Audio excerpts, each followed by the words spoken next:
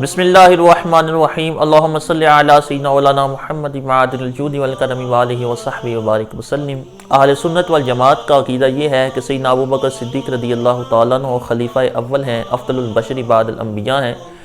حضرات انبیاء کرام علیہ السلام حضور علیہ السلام کی ذات پاک کے بعد اس کائنات میں سب سے افضل، مکرم و محترم اور اللہ رب العزت کی بارگاہ میں مکرم اور معزز ہستی وہ سیدنا ابوبکر صدیق رضی اللہ تعالیٰ عنہ کی ہستی ہے۔ اہل سنت کے لیے اس عقیدے کو ماننا لازم اور ضروری ہے، اور اس عقیدے کو تسلیم نہ کرنے والے کو تفضیلی کہا جاتا ہے، اہل سنت سے خارج کہا جاتا ہے۔ یعنی تفضیلیہ کا عقیدہ یہ ہے کہ سیدنا مولا علی رضی اللہ تعالیٰ عنہ، حضرات شیخین سیدنا ابوبکر صدیق رضی اللہ تعالیٰ عنہ، حضرت سیدنا فاروق اعظم رضی اللہ تعالیٰ عنہ سے افضل ہیں، اور یہ اہل سنت کے عقیدے کے صریح خلاف ہے۔ ایسا کہنے والا شخص اہل سنت والجماعت سے خارج ہو جاتا ہے۔ حضرت ابوبکر صدیق رضی اللہ تعالیٰ عنہ، حضرت فاروق اعظم رضی اللہ تعالیٰ عنہ کو شیخین اور حضرت عثمان غنی اور حضرت مولا رضی اللہ تعالیٰ عنہ کو ختنین کہا جاتا ہے۔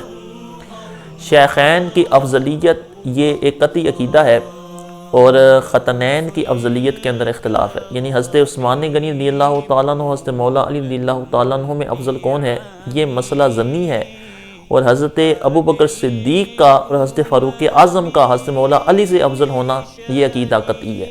اس کے اوپر اجماع ہے، یعنی یہ اجماع جو ہے وہ قطعیت کا درجہ رکھتا ہے۔ تمام صحابہ کرام کے متفقہ فیصلے کے ساتھ حضرت ابوبکر صدیق رضی اللہ تعالیٰ عنہ کو انہوں نے حضرت ابوبکر صدیق رضی اللہ تعالیٰ عنہ کو افضل مانا، اور سب سے پہلے جو ہے وہ خلافت انہی کو عطا فرمائی، یعنی خلافت کا استحقاق بھی انہیں حاصل تھا۔ اس کو قطعی بالمعنی العام کہا جاتا ہے۔ قطعی کی دو قسمیں ہوتی ہیں، ایک قطعی بالمعنی الاخص ہے، دوسرا قطعی بالمعنی العام ہے۔ ہم جو اس عقیدے کا انکار کرتا ہے اس کو کافر نہیں کہتے، لیکن وہ شخص گمراہ ضرور ہے، بدعتی ہے، فاسق و فاجر ہے۔ عقیدے کا قطعی ہونے کا معنی یہ نہیں ہے کہ وہ بندہ دار اسلام سے خارج ہو جائے گا، لیکن وہ سنیت سے ضرور خارج ہو جائے گا۔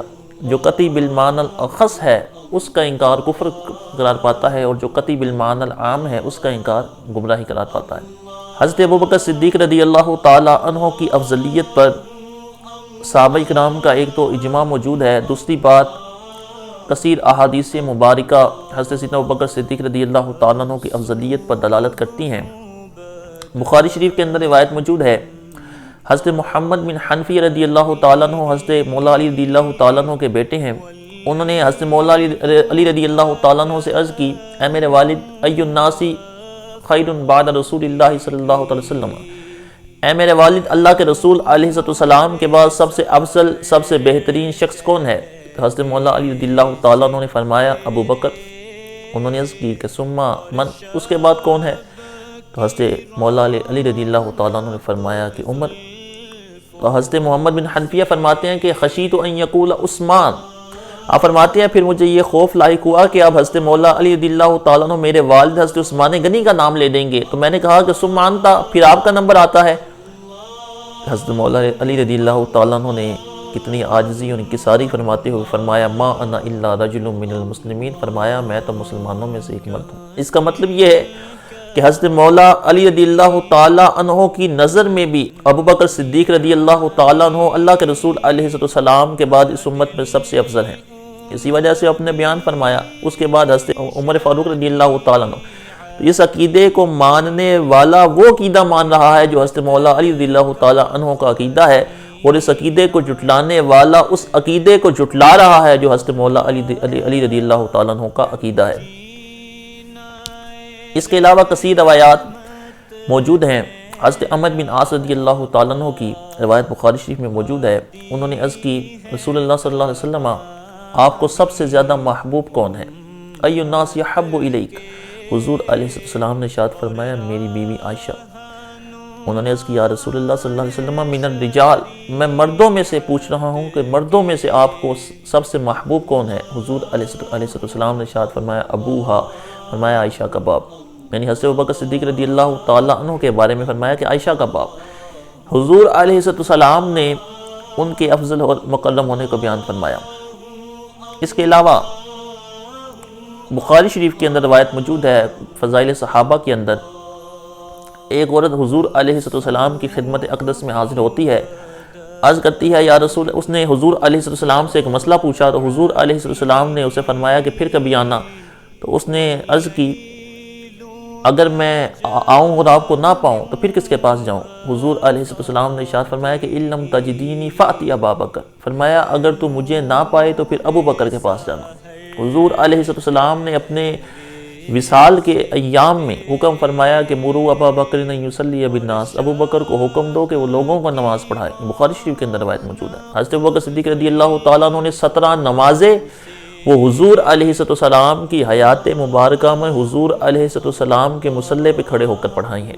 اور ترمذی شریف کے اندر روایت موجود ہے کہ لا ينبغي لقوم فيهم ابو بکر ان يؤمهم غیرہ. حضور علیہ السلام نے ارشاد فرمایا کہ کسی قوم کے لیے جائز نہیں کہ اس میں ابو بکر موجود ہو اور امامت ابو بکر کے سوا کوئی اور کرے. قرآن مجید میں اللہ رب العزت نے فرمایا وَسَيُجَنَّبُهَا الْأَتْقَى الَّذِي يُؤْتِي مَالَهُ يَتَزَكَّى، اور ان قریب جہنم سے دور رکھا جائے گا وہ سب سے بڑا متقی جو اللہ رب العزت کی بارگاہ میں اپنا مال دیتا ہے اس لیے کہ پاک ہو جائے. وَمَا لِأَحَدٍ عِندَهُ مِن نِعْمَةٍ تُجْزَىٰ، اور اس پر دنیا میں کسی کا احسان نہیں کہ وہ اس احسان کا بدلہ دے رہا ہے. تمام مفسرین کا اس بات پر اجماع ہے. اجمع المفسرون علی ان هذه الآیہ نزلت فی ابی بکر صدیق رضی اللہ تعالیٰ عنہ. تمام مفسرین کا اس بات پہ اجماع ہے کہ اس آیت میں الاتقیٰ سب سے بڑا متقی سے مراد سیدنا ابو بکر صدیق رضی اللہ تعالیٰ عنہ کی ذات پاک ہے. اور اسی آیت کریمہ سے امام فخر الدین رازی وغیرہ دوسرے مفسرین نے سیدنا ابو بکر صدیق رضی اللہ تعالیٰ عنہ کے تمام صحابہ سے افضل ہونے کے اوپر جو ہے وہ اجماع نقل کیا ہے، اس کو بیان کیا ہے. تو یہ عقیدہ اہل سنت والجماعت کے لیے نہایت اہم، لازمی اور ضروری عقیدہ ہے. اللہ عز و جل ہم سب کو سمجھ کی توفیق عطا فرمائے. آمین بجاہ النبی الامین صلی اللہ تعالیٰ علیہ وسلم.